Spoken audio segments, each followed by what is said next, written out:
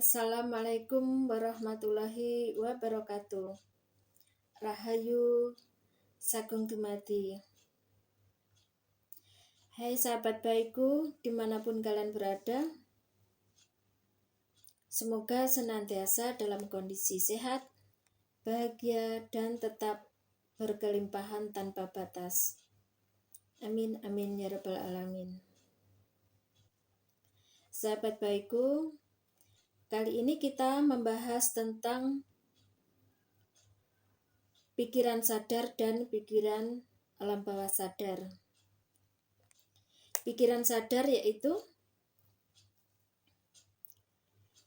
pikiran yang senantiasa selalu aktif, kreatif, ya, dengan keadaan sadar. Suatu tanda-tanda kinerja pikiran sadar yaitu diantaranya di dalam setiap menerima informasi yang masuk melalui panca indera, entah itu panca indera pendengaran, panca indera peraba, panca indera pengecap, ataupun panca indera penglihatan. Di dalam menerima segala informasi tersebut, pikiran sadar suka mengidentifikasi, menganalisa, berpikir hukum sebab akibat, ya, dan lebih banyak mengedepankan logika. Apabila tanda-tanda tersebut terjadi, itu adalah merupakan kinerja pikiran sadar. Dan tanda-tanda lain juga, suatu misal ya, di antara sahabat baikku ada yang mungkin mengalami perasaan merasa ingin dihargai dan dianggap selalu lebih baik daripada yang lainnya, dan selalu mengharap apapun yang dilakukan itu mendapatkan kontribusi yang sesuai dengan apa yang dikeluarkan atau diperbuat atau yang dilakukan. Bahkan suatu misal mau menolong orang pun masih penuh pertimbangan. Nanti untungnya apa ya? Setelah saya menolong, menguntungkan nggak buat diri pribadi saya? Ada kontribusinya nggak?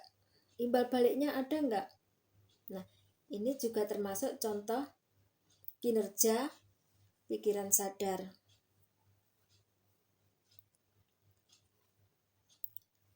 Dan apapun yang diterimanya, segala informasi ya yang masuk melalui panca indera, karena pikiran sadar itu bersifat mengedepankan logika, sehingga apapun yang dianggapnya tidak logika atau tidak sesuai yang diharapkan atau diinginkan, tak jarang ya yang mengalami rasa kecewa, menangis, merasa tidak dihargai, merasa teraniaya. Dan setiap apapun yang diperbuat atau dilakukan untuk kemanfaatan keluar diri, pikiran sadar selalu menuntut kontribusi. Inginnya diakui, dianggap, inginnya dihargai, dan mendapatkan balasan yang sesuai. Itu ya. Itu tanda-tanda kinerja pikiran sadar. Dan kita hampir 24 jam dikuasai oleh pikiran sadar. Hampir 24 jam ya. Karena Dalam waktu 24 jam, pasti kita juga mengalami fase-fase di mana kita masuk ke dalam gelombang otak bawah sadar. Suatu misal ya, kita dalam kondisi relaksasi atau mungkin melamun ya, dimana kita mengalami sudah mengantuk, itu juga merupakan fase-fase di mana kita masuk kepada gelombang otak bawah sadar.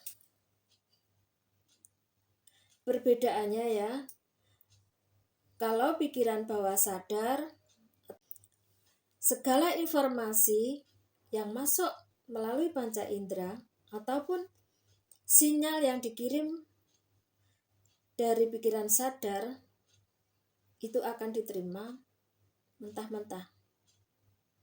Jadi pikiran bawah sadar itu sifatnya seperti spons, meresap, menyerap segala sesuatu tanpa mengidentifikasi, tanpa mempertimbangkan baik buruk, tidak mengedepankan logika, dan bahkan pikiran bawah sadar itu tidak bisa membedakan mana itu real, itu nyata, ataupun tidak nyata.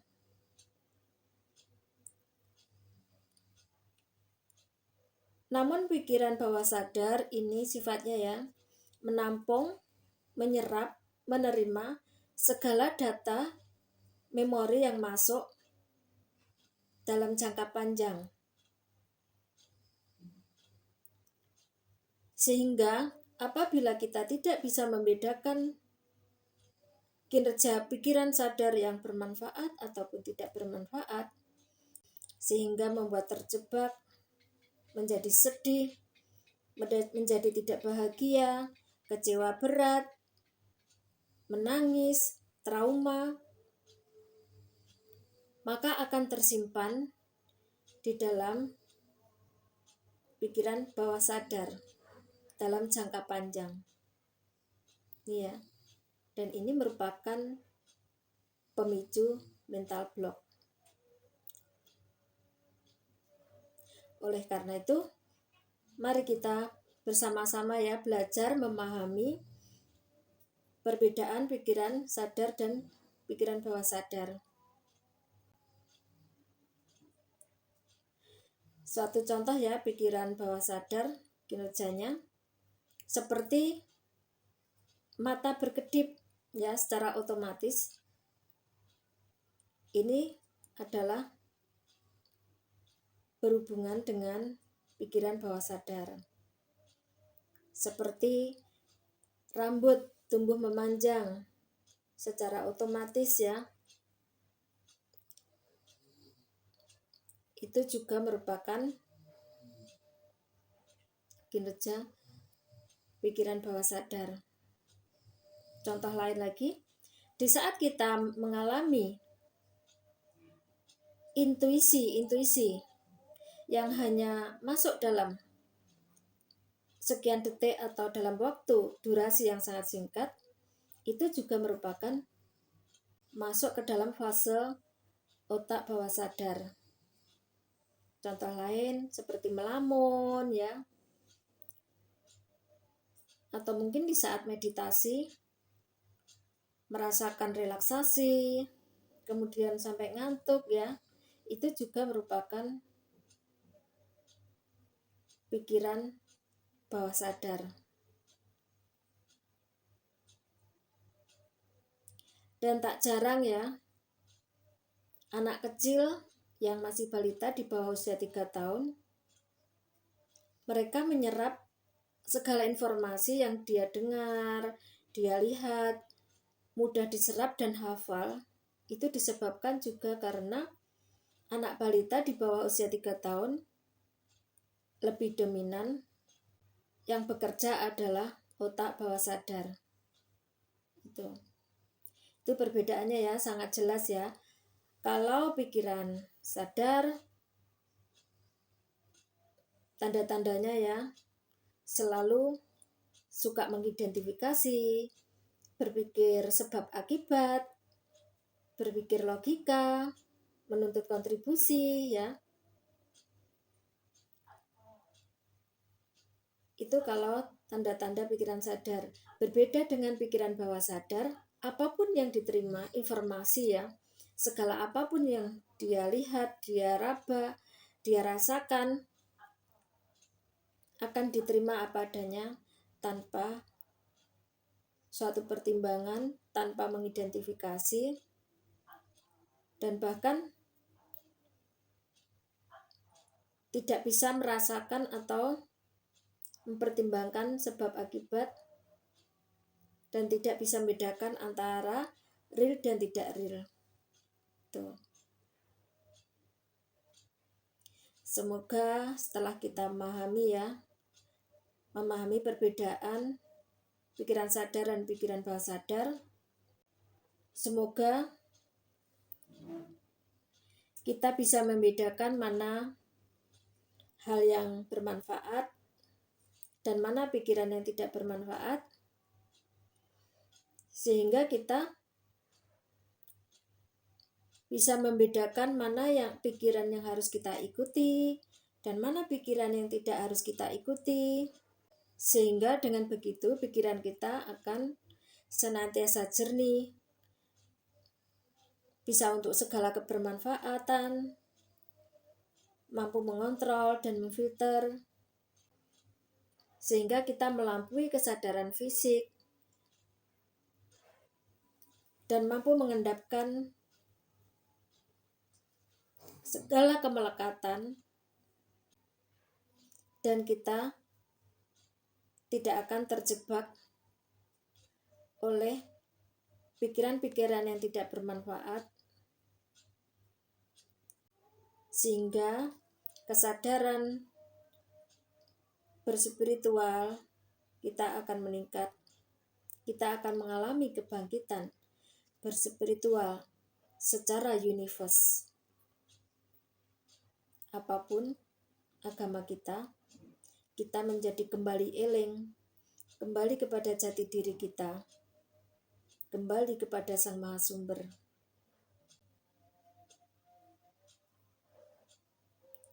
Terima kasih buat sahabat baikku semuanya yang masih setia mengikuti channel aku ya. Jangan lupa yang belum subscribe, silahkan subscribe dan klik tombol loncengnya agar tidak ketinggalan apabila ada video terbaru dari aku. Terima kasih. Itu tadi ya, kurang lebihnya. Wassalamualaikum warahmatullahi wabarakatuh.